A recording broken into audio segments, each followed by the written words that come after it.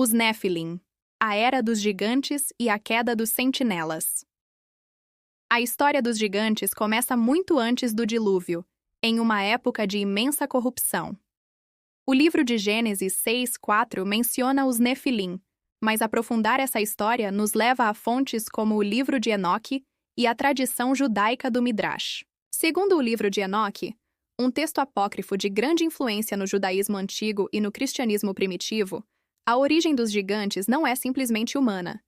Ele detalha a história de um grupo de anjos caídos, conhecidos como sentinelas, que desceram do céu para a terra. Liderados por Semi-Raza e Azazel, esses sentinelas cobiçaram as filhas dos homens e juraram entre si que iriam tomá-las como esposas. Essa união proibida resultou no nascimento dos Nefilim, seres de estatura colossal e força sobre-humana.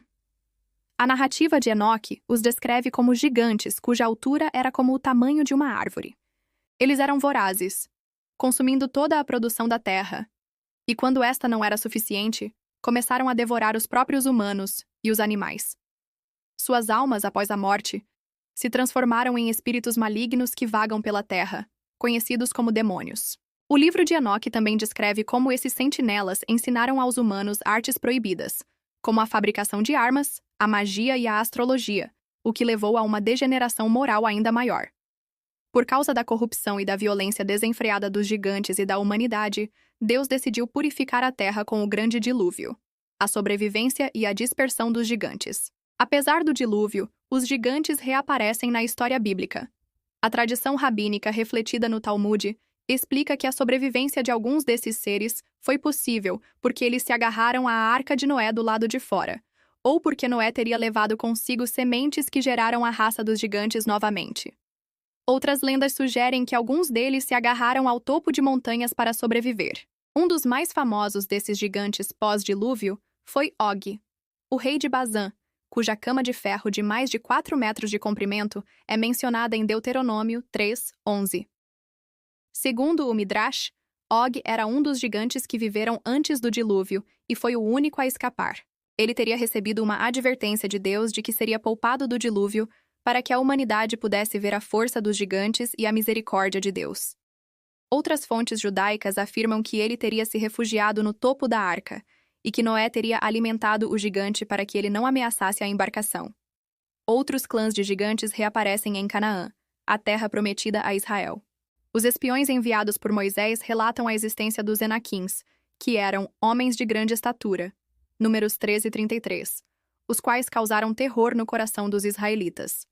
O livro de Josué descreve a conquista da terra, com a derrota desses clãs, mas alguns deles, incluindo os Enaquins, sobreviveram e se refugiaram na Filístia. Gigantes filisteus e a luta de Israel. A história bíblica continua com os filisteus, um povo que viveu em constante conflito com os israelitas. A região de Gate, uma cidade filisteia, era o lar de uma linhagem de gigantes. O guerreiro mais famoso dessa linhagem era Golias, cuja altura, de acordo com o texto hebraico original, era de aproximadamente 2,9 metros. Ele era o maior guerreiro da época e aterrorizava o exército de Israel. O confronto entre Davi e Golias é uma das histórias mais conhecidas da Bíblia. Davi, um jovem pastor, venceu o gigante com uma funda e uma única pedra.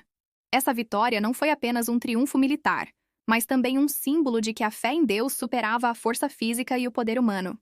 O livro de Samuel e o livro das Crônicas mencionam outros gigantes filisteus. Em uma série de batalhas, os guerreiros de Davi enfrentaram e derrotaram outros gigantes. Isbi-Benob, que tinha uma lança pesada, foi morto por Abisai. Seife, morto por Sibecai. Lame, irmão de Golias, morto por Elanã.